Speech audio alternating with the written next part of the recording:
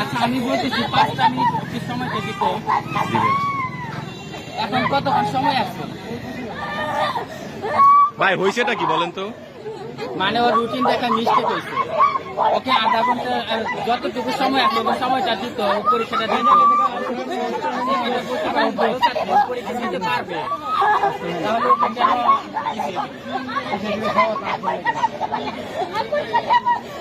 আধা ঘন্টা সময় পাবো আধা ঘন্টা সময় দিই সময়টা দেওয়া যায় আধা ঘন্টা সময় দিব পারবে ও আধা ঘন্টার মধ্যে 5 নাম্বার উঠাতে পারবে কোন কলেজ খাবার কলেজ